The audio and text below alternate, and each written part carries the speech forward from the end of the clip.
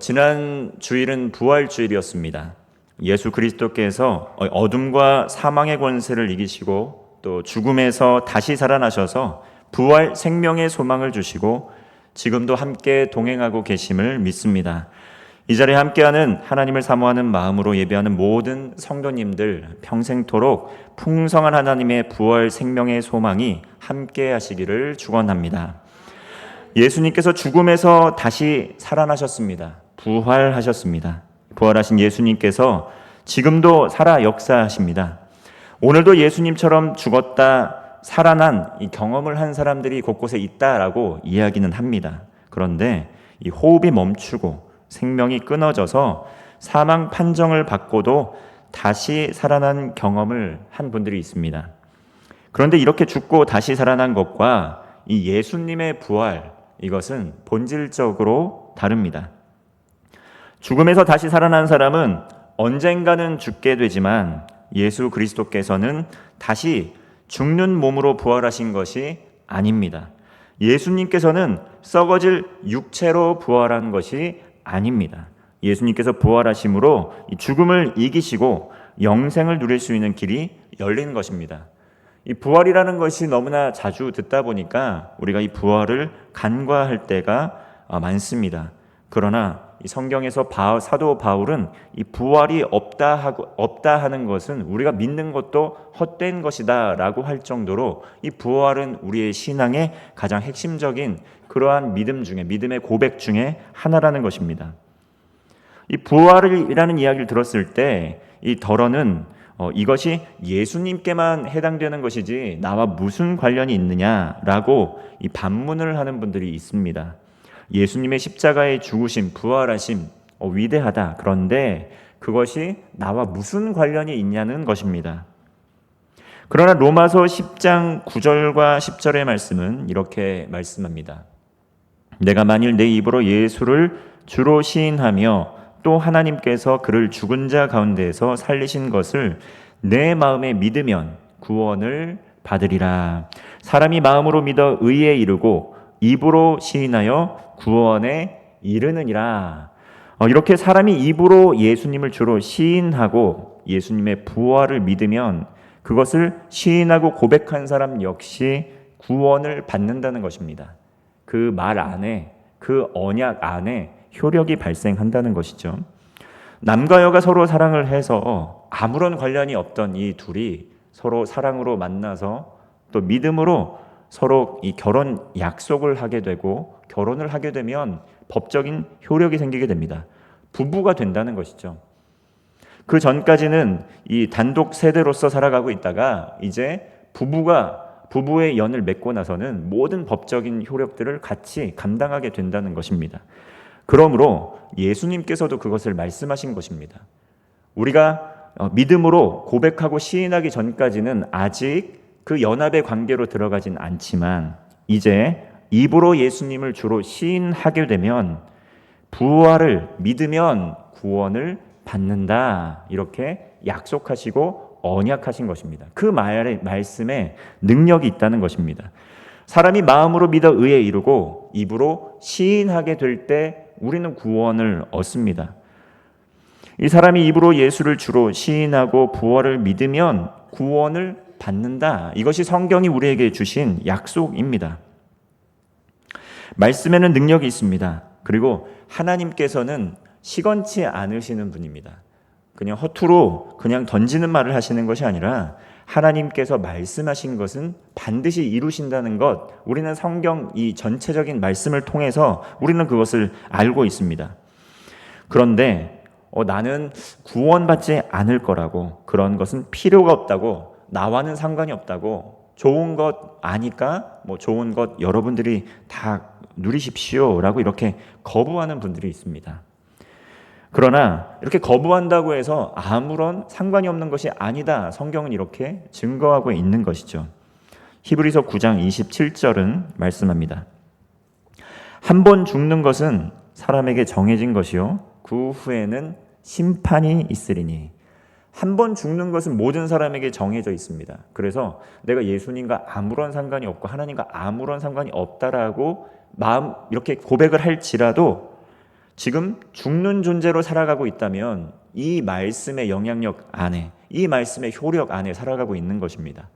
모두 태어나서 한 번 죽는 것은 정해진 것입니다. 이 이치대로 살아가고 있습니다. 돈으로도 생명을 살 수 없고 능력으로도 명예로도 생명을 살 수 없습니다. 누구나 아무리 화려한 것을 누렸던 사람일지라도 한 세대를 풍미하면서 많은 명성을 날리는 사람일지라도 언젠가는 이 땅에서의 삶을 마치고 죽음에 이르게 된다는 것입니다. 근데 그것으로 끝이 아니라 성경에서는 그렇게 말씀합니다. 그 후에 심판이 있다. 누구나 죽게 되는 것은 정해져 있는데 그 후에 심판이 있다고 예고하고 있습니다. 죽음 이후에 심판이 있다. 그런데 이 사실을 아무도 알려주지 않고 이 일을 당하면 굉장히 황당하지 않겠습니까? 그래서 하나님께서는 수많은 사람들을 통해서 이것이 실제한다고, 이러한 일들이 일어나게 될 것이라고 계속해서 말씀을 하신 것입니다. 이 사실을 모른 채 이 땅에 태어나서 아무것도 모르고 그냥 살아가다가 평안하게 죽게 되었는데, 그것이 끝이 아니라 하나님의 심판대, 그리스도 심판대 앞에 서게 되어서 그 심판을 받게 된다면 얼마나 당혹스럽습니까? 그런데 그 심판, 그 형벌, 그것이 굉장히 무겁다면 어떻겠습니까? 내가 몰라서 저질렀다고, 부지 중에 저지른 죄라고 이렇게 이야기한다고 해서 이 최후의 심판대 앞에서, 그리스도의 심판대 앞에서 죄사함을 받을 수 있느냐? 성경은 그럴 수 없다, 이렇게 말씀하고 있습니다. 우리 교회 주변에 이 학교가 많습니다. 어린이 보호구역이 정말 많은데요. 어떤 분께서는 이 어린이 보호구역 신호를 잘 못 지켜서 정말 엄청난 벌금을 내기도 했다라고 이야기를 했습니다. 저도 정말 부주의하게 가다가 한 번 정도 이렇게 범칙금을 낸 적이 있는데 너무 억울했습니다. 그런데 생각을 해보면 얼마나 수많은 사인과 표지판들이 있습니까? 시속 30km 제한 속도로 차를 운행해야 된다고. 그런데 저는 과속을 한 건 아니었고 그 신호를 지키려고 천천히 가다가 신호 위반을 해버렸습니다. 너무 더 억울했습니다. 난 지키고 싶었는데 그 신호를 지키려다가 신호 위반을 하면서 너무 억울했습니다. 그런데 조금이라도 넘거나 신호를 위반하면 이 대단히 높은 금액의 과태료가 부과가 되는데, 여러 사인으로, 표지판으로 계속 경고의 메시지가 붙어 있습니다. 바닥에도 있고 옆에도 있고 계속해서 내비게이션도 띠용띠용 하면서 경고 메시지를 준다는 것이죠. 그래서인지 과속 방지를 위한 표지판이 많아서인지 혹시라도 부주의하게 신호를 위반해서 이렇게 법을 어기는 그 사례를 최소화하려고 노력을 많이 합니다. 그런데 만약에 상상을 해보십시오. 정말 우리 지역 주변에 어린이 보호구역으로 아무도 모르게 지정을 해놓고 아무런 표시를 해놓지 않고 거기 지나가는 사람들에게 차례대로 범칙금을 부과하고 있다고 하면 어떻겠습니까? 아무런 표식도 없는데 30km 넘었구나 하면서 과태료를 청구하기 시작한다면 그것을 당하는 우리의 심정 어떻겠습니까? 굉장히 황당하고 힘들 수밖에 없습니다. 그리고 이거는 부정한, 정당하지 못한 일입니다. 아무도 알려주지 않고 아무런 경고도 없이 자기도 알지 못한 채 과태료 부과받으면 굉장히 억울하다는 것이죠. 그런데 어떻습니까? 이 성경에서는 이 성경의 수많은 메시지를 통해서, 그리고 수천 년이 지나는 시간 동안 수많은 사람들을 위해 통해서, 그리고 심지어 그것을 전하다가 죽기까지 하는 사람들을 동원해서라도 계속해서 무엇라 경고하고 있습니까? 아직 이루어지지 않았지만 죽음 이후에 반드시 심판의 때가 있다. 그렇게 수없이 많은 사람들을 통해서 경고를 하고 있습니다. 하나님의 사람을 통해서, 그리고 그리스도를 통해서, 그리고 여러 방편으로 인간의 상태가 어떠한지, 앞으로 일어날 일에 대해서 수없이 많은 그러한 장치들을 동원해서 경고의 메시지를 보내고 있다는 것이죠. 그런데 우리는 어떻습니까? 우리가 법을 어길 때처럼 설마 내가 그렇게 되겠어? 라는 마음이 법을 어기는 마음입니다. 설마 성경의 이야기대로 되겠어? 라는 마음이 우리의 마음 가운데 있는 마음이라는 것이죠. 설마 죽음 이후에 그 참혹한 심판이 있겠어? 설마 우리의 사랑하는 사람들이, 설마 우리의 자녀들이 하나님의 심판받고 죽겠어? 이런 마음들이 우리 안에 자리하고 있다는 것이죠. 그런데 성경은 어떻습니까? 한 번 죽는 것은 사람에게 정한 것이요, 그 후에 반드시 심판이 있다, 이렇게 말씀을 하고 있는 것입니다. 구원은 누가 주는 것입니까? 구원은 제가 드리는 것도 아니고, 구원은 역량 있는, 능력 있는 목사님이 드리는 것도 아니고, 구원은 내가 사랑하는 동료가 주는 것도 아닙니다. 구원은 하나님께 속한 것입니다. 하나님께서 말씀하신 것은 지키신다고 약속을 해주셨습니다. 그러므로 우리가 아무리 호소한다 할지라도 그 때와 그 날과 그 시가 되었을 때 그것을 번복할 수 없다라는 것을 우리는 기억해야 된다는 것입니다. 오늘 본문 1절에서 3절의 말씀 이렇게 이야기합니다. 너희의 허물과 죄로 죽었던 너희를 살리셨도다. 그때 너희가 그 가운데서 행하여 이 세상 풍속을 좇고 공중의 권세 잡은 자를 따랐으니 곧 지금 불순종의 아들들 가운데서 역사하는 영이라. 전에는 우리도 다 그 가운데서 우리 육체 욕심을 따라 지내며 육체와 마음에 원하는 것을 하여 다른 이들과 같이 본질상 진노의 자녀이었더니, 오늘 성경은 하나님을 알지 못하는 사람, 허물과 죄로 죽었다, 이렇게 말씀합니다. 그리고 하나님을 알게 되어서 다시 살게 된 사람도 과거에는 죽었던 사람이다 라고 말씀하고 있습니다. 이렇게 이미 심판받아서 죽을 수밖에 없는 이들을 하나님께서 다시 살리셨다, 이렇게 말씀하신 것입니다. 주님께서 살리시고 건지셨을 때 그때 인간의 상태에 대해서 말씀을 합니다. 세상 풍속을 좇았다. 공중의 권세 잡은 자를 따랐다. 이 공중 권세 잡은 자는 불순종하는 자들 가운데서 역사하는 악한 사탄 마귀입니다. 이 보이는 것이 전부가 아니라는 것을 우리는 알아야 됩니다. 오늘날 너무 과학 문명이 발달하다 보니까 이 보이는 것, 증명할 수 있는 것, 그리고 논리적으로 타당한 것, 합리적인 것만 사실이라고, 진리라고 받아들이는 풍조가 있습니다. 그런데 이 세상을 살아가다 보면 우리가 말로 설명할 수 없는 정말 우연치고는 너무나 기가 막힌 우연들이 우리의 삶에서, 기가 막힌 우연들이 우리의 삶에서 일어나는 것들을 경험합니다. 그리고 성경에서는 분명히 보이는 것이 다가 아니라 영적인 세계가 있다. 그리고 공중의 권세 잡은 자가, 어둠의 영이, 사탄이 그 모든 것들을 뒤에서 조종하고 있다라는 것을 이렇게 증거하고 있습니다. 사탄 하나님과 우리 사이를 원수 관계로 만들려고 늘 이간질하는 존재입니다. 거짓말하는 사람들 중에 압이라는 것이죠. 그런데 어떻습니까? 이 모든 것이 사탄의 탓만 해야 될까요? 내가 이렇게 된 거, 내가 하나님 길로 떠나가게 된 거, 전부 다 사탄의 탓만 하게 됩니까? 이것은 어찌 보면 또한 책임이 없는, 우리가 마땅히 짊어져야 될 책임을 회피하는 발언이기도 합니다. 모든 배후에 사탄이 있긴 하지만 우리가 욥기를 묵상하면서 보았습니다. 사탄은 이 욥에게 나타나서 욥에게 시험거리를 던져줍니다. 그런데 그 시험을 이길 수 있는 하나님의 말씀이 있으면 그것을 이겨낼 수 있는데, 하나님의 말씀을 믿지 않고 사탄의 말을 믿으면 범죄하게 되는 것을 보게 됩니다. 우리가 하나님의 말씀을 믿고 우리의 욕심과 욕망을 따라 사탄의 마귀 음성에 귀 기울이지 않고 하나님의 말씀을 믿고 따르는, 순종하는 선택을 하게 된다면 우리는 시험에 들지 않는다는 것이죠. 모든 것이 사탄의 탓이 아니라는 것입니다. 모든 것이 마귀의 탓이 아니라는 것입니다. 하나님께 범죄하여 우리의 욕망을 쫓아 사는 우리에게도 책임이 있다는 것입니다. 육체의 욕심을 따라 지내면서 본능대로, 욕망대로 원하는 것을 하면서 살아간다는 것이죠. 그래서 성경은 무엇라 이야기합니까? 본질상, 아담과 하와의 범죄 이후 본질상 진노의 자녀다. 곧 죽을 수밖에 없는 존재였다. 이 모든 사람에게 공통적으로 해당되는 사형 판결이라고 할 수 있습니다. 오늘날 어떻습니까? 물질 만능주의가 팽배합니다.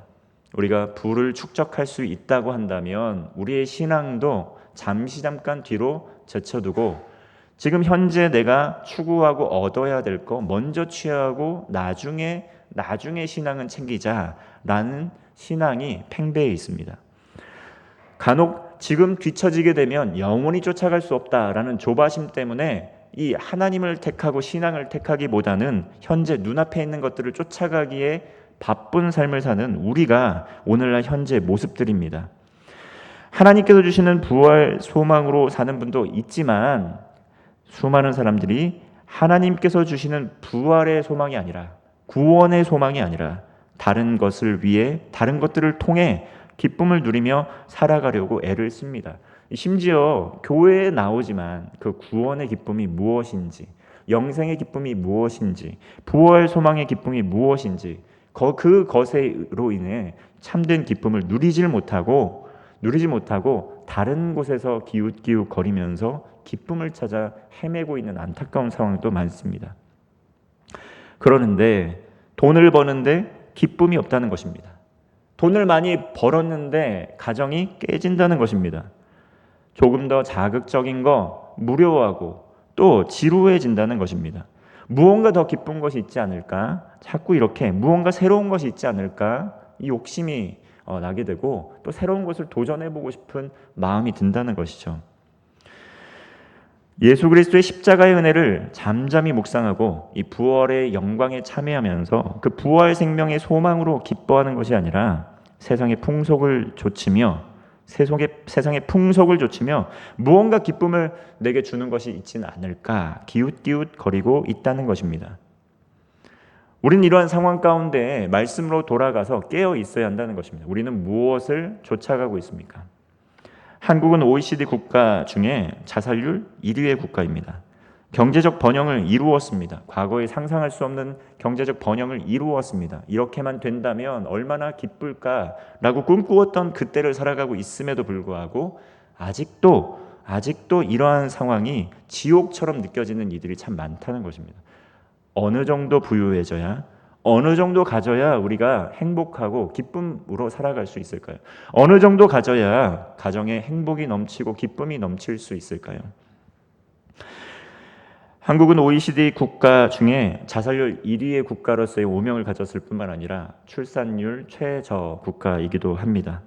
경제적 번영을 이루었지만 우리의 생명을 경시하는 태도가 우리의 마음 가운데 깊숙이 또 자라가고 있다는 것입니다. 물론 그리스도인이냐 비그리스도인이냐 이것을 구분해서 한 조사는 아닙니다. 기독교인, 비기독교인 구분해서 한 것은 아니기 때문에 저는 그래도 예수님을 믿고 이 구원의 확신을 갖고 살아가는 많은 성도들은 그와 반대되는 그러한 결과를 나타낼 것이라고 생각은 하지만 이 세상의 풍속과 문화가 지금 그렇다는 것입니다. 우리도 휩쓸려 갈 수 있다는 것입니다. 말씀으로 분별력을 갖고 살아가지 못하면 우리도 뒤처질 것 같아서 휩쓸려 갈 수 있다는 것입니다. 이스라엘 백성들이 가나안 땅에 가서 그 나라 거민들의 신을 쫓지 말고 이방 여인들과 결혼하지 말고 그 가정을 믿음의 가정으로 세워가라고 한 결정적인 이유는 무엇입니까? 그들에게 영향을 받고 여호와 하나님을 떠나갈까 봐 그랬다는 것입니다. 오늘날 우리는 세상에 발을 딛고 살아가고 있습니다. 세상의 빛과 소금의 역할을 감당하며 살아가고 있습니다. 그런데 그 가운데에서 무엇이 우리에게 기쁨을 주고 무엇이 우리에게 감격을 주고 무엇이 우리에게 감동을 주고 있습니까? 무엇이 우리에게 참된 행복감을 주고 있는지 생각해 보아야 됩니다.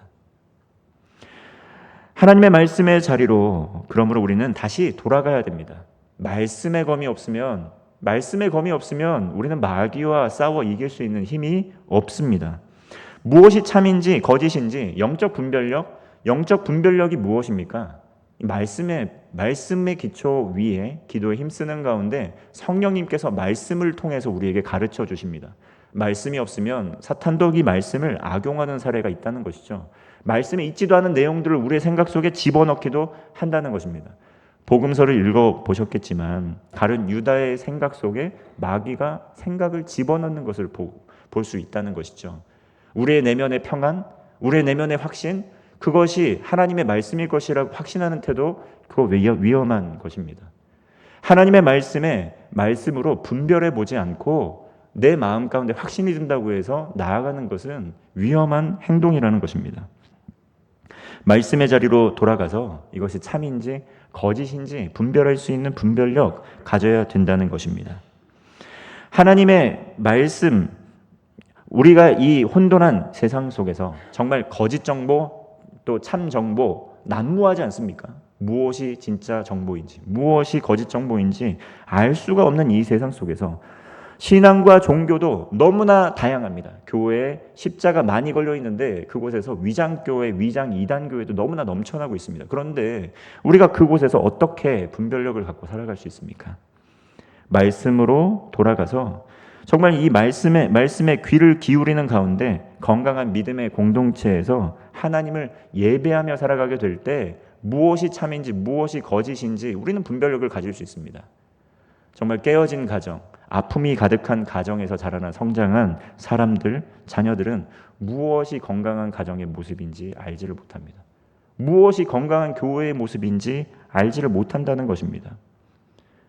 정말 평생 동안 가정에서 정말 부모님이 다투는 것을 보고 자랐던 자녀가 가정은 원래 이런 것이구나라는 믿음을 가지고 신념을 가지고 살았습니다. 그런데 언제 충격을 받았냐면 친구 집에 놀러 갔는데 부부가 서로 사랑의 말을 하면서 격려하면서 포옹을 하더라는 것입니다. 충격을 받았다는 것입니다. 가정에서 이런 것을 할 수 있구나. 우리가 보는 것이 전부가 아닙니다. 우리가 믿고 있는 것이 전부가 아닙니다. 건강한 것을 경험하게 될 때, 참 진리를 경험하게 될 때 무엇이 거짓인지 무엇이 참이 아닌지 우리는 분별할 수 있습니다. 이단을 공부하기보다는 정말 진리의 말씀을 연구하고 그 말씀을 알기에 힘을 쓰게 될 때 이단적 사상들이 다 보인다는 것입니다. 디모데후서 3장 15절은 말씀합니다. 또 어려서부터 성경을 알았나니 성경은 능히 너로 하여금 그리스도 예수 안에 있는 믿음으로 말미암아 구원에 이르는 지혜가 있게 하느니라. 성경은 우리의 믿음을 더 견고하게 해주고 구원에 이르는 지혜가 있게 합니다. 믿음이 더욱더 굳건하게 해달라고, 더 큰 믿음을 달라고 기도를 합니다. 그런데 아무리 기도를 해도 그 믿음이 굳건해지고 확신이 잘 생기지 않는 것을 경험한 적이 있을 것입니다. 그런데 기도를 하면서 반드시 뒷받침되어야 되는 것은 무엇이냐면 하나님의 말씀을 가지고 주장하면서 기도하는 것입니다. 말씀을 통해 우리의 생각이, 우리의 마음들이 정리되기 시작하고 말씀을 통해서 성령께서 기도를 통해 풍성한 은혜를 공급해 주신다는 것입니다. 그 말씀을 더욱더 깊게 깨달을 수 있도록 은혜를 주신다는 것입니다. 구원에 이르는 지혜를 주신다는 것입니다.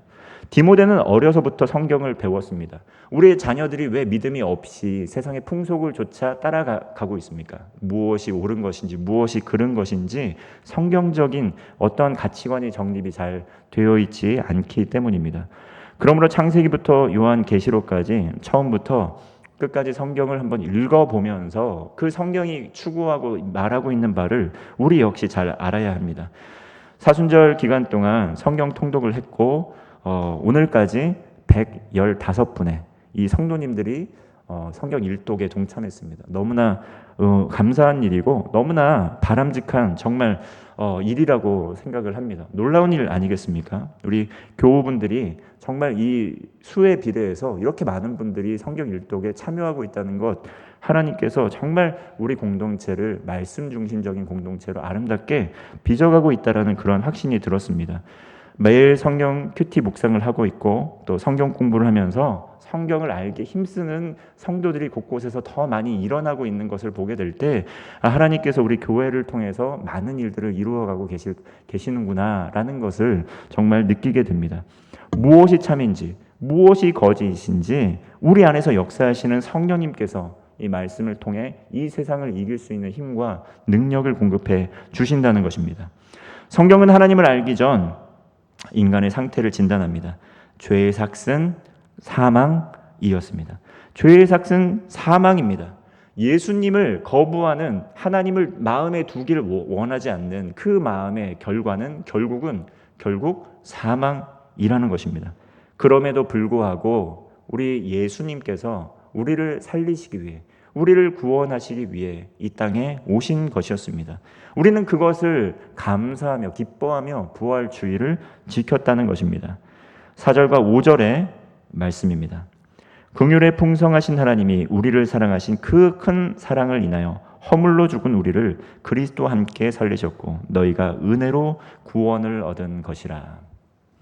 긍휼에 풍성하신 하나님께서 우리를 사랑하셔서 큰 사랑으로 인해 우리를 위하여 예수님께서 이 땅에 오셨다는 것입니다. 여러분, 우리의 삶에 감사가 사라지고 기쁨이 사라지고 평안이 사라지고 있다고 한다면 다시 한번 예수 그리스도의 구원의 은혜의 자리로 나아가시기를 바랍니다. 우리의 상태가 어떠하였는지, 그리고 어떠한 은혜를 우리에게 주셨는지 그것을 묵상하고 더 깊이 생각할수록, 예수님을 깊이 생각하면 생각할수록 이 우리 내면에서부터 감사가 생겨나게 되고 감사가 회복되고 은혜가 회복될 줄로 믿습니다. 세상의 풍속은 자꾸 상황과 환경에 집중하게 합니다. 상황과 환경에 이 땅에서 없어질 것들, 썩어질 것들에 우리의 삶을 집중하게 만듭니다. 그리고 우리 안에 있는 가장 값진 보화인 하나님의 은혜, 그 구원의 기쁨, 그 구원의 은혜를 묵상하고 그 은혜에 감사하지 못하게 합니다. 이것의 값어치를 정말 평가절하하게 되고 이 밖에 있는 썩어질 것들을 높게 가치 평가를 하면서 우리가 구원의 기쁨을 누리지 못하고 살도록 이렇게 한다는 것이죠. 이게 누가 하는 것입니까? 이 세상의 권세 잡은 자, 마귀가 하는 일들입니다.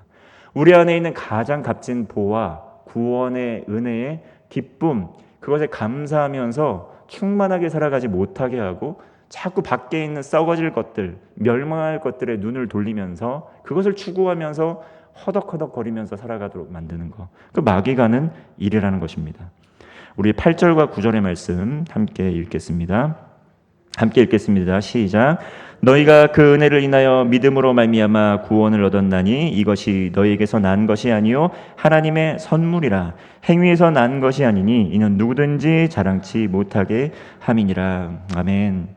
자녀가 있습니다. 부모님이 네가 이쁜 짓 하면 내가 최고의 선물을 주겠다, 자꾸 이렇게 조건을 겁니다. 그러면 자녀가 어떻습니까? 잘 듣다가도 좀 어느 시점에서는 화가 납니다. 내가 잘하면 좋은 것을 주고 잘하지 못하면 좋은 것을 주지 않겠다면 속에서도 뿔이 나기 시작하는 거죠. 나 차라리 안 받고 안 할 거야.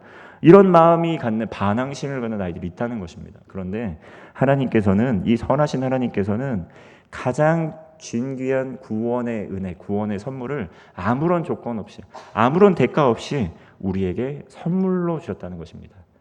이것이 얼마나 값진 것인지, 얼마나 귀한 것인지 우리가 깨달을 수 없는 이 구원의 은혜를 하나님께서 거저 선물로 주셨다는 것입니다. 그런데 선물로 주셨다고 해서 공짜는 아닙니다. 선물로 주셨다고 해서 아무도 값을 치르지 않은 것은 아닙니다. 선물도 산 사람이 있고 선물도 대가를 치르는 사람이 있습니다. 예수님께서 피값으로 이 선물의 대가를 치르셨다는 것입니다. 예수님께서 살이 찢기심으로 말미암아 이 선물에 대한 대가를 치르셨다는 것입니다. 하나님께서 우리에게 구원의 선물을 주셨습니다. 영적인 안목을 갖추어야 됩니다. 코로나19의 확산과 세계 곳곳에서 지금도 전쟁이 끊이지 않고 있습니다. 여러분, 성경을 보면 하나님을 떠나간 이스라엘 백성들, 기근이 끊이지 않고 전쟁이 끊이지 않고 전염병이 돌고 여러 가지 것들이 일게 되는 것들을 보게 됩니다. 세상 풍족을 줬다가 하루아침에 모든 것이 무너지게 되는 것을 경험하게 됩니다. 여러분, 우리가 마지막 순간 하나님의 심판대, 그리스도의 심판대에 있어서 우리가 물려줄, 자녀에게 물려줄 가장 위대한 유산, 가장 위대한 선물, 그것은 무엇이겠습니까? 시간이 흘러도 썩어지지 않을 것, 영원토록 함께 있을 것, 영원토록 효력이 있을 것, 예수 그리스도의 구원의 은혜라는 것입니다. 생명이라는 것입니다. 우리 10절 말씀 함께 읽겠습니다. 우리는 그의 만드신 바라 그리스도 예수 안에서 선한 일을 위하여 지으심을 받은 자니 이 일은 하나님이 전에 예비하사 우리로 그 가운데서 행하게 하려 하심이라. 구원받은 우리 모두 예수님의 그 은혜를 깊이 묵상하고 예수 그리스도의 그 은혜의 복음 안에서 행함으로 말미암아 하나님께 영광 올려드리는 삶을 살기를 소망합니다. 하나님께서 창세전부터 우리를 선택하여 주셔서 우리는 부름받아 구원을 받았습니다. 영생을 누리게 된 우리입니다. 그 구원의 은혜를 가지고 부활 생명에 대한 믿음과 확신으로 사는 복된 성도 되시기를 축원합니다. 아멘.